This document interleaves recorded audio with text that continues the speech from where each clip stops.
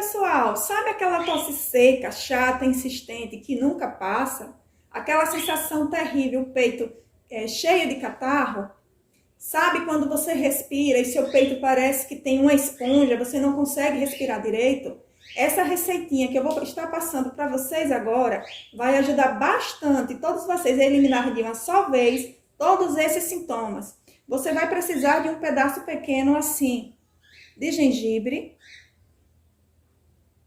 Eu ralei na parte mais bem fina do ralo. Um dentinho de alho.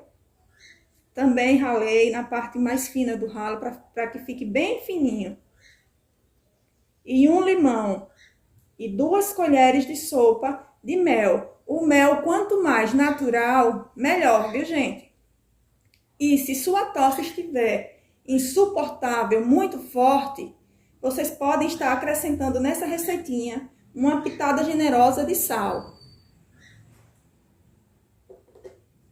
Você pode misturar assim, gente, o alho com o gengibre ralado.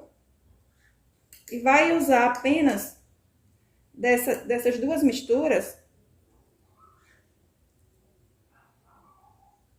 uma colherzinha, meia colherzinha de chá.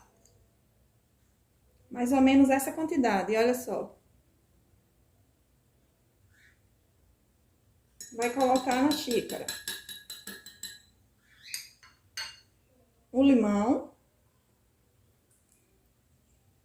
Se você preferir, você pode estar usando o espremedor, viu, gente? Eu prefiro dessa forma que eu acho muito mais prático.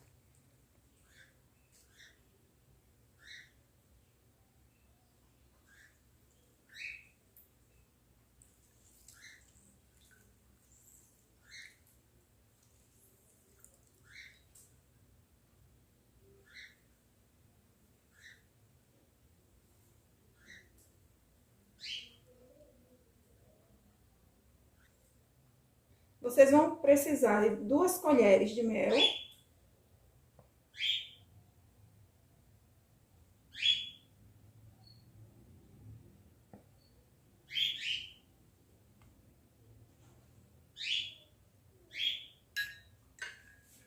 Não precisa acrescentar água nessa receita e nem coar, viu, pessoal? E essa receitinha, vocês só façam quando for tomar. Todas as vezes que vocês precisarem usar esse xarope, vocês fazem na hora e tomam.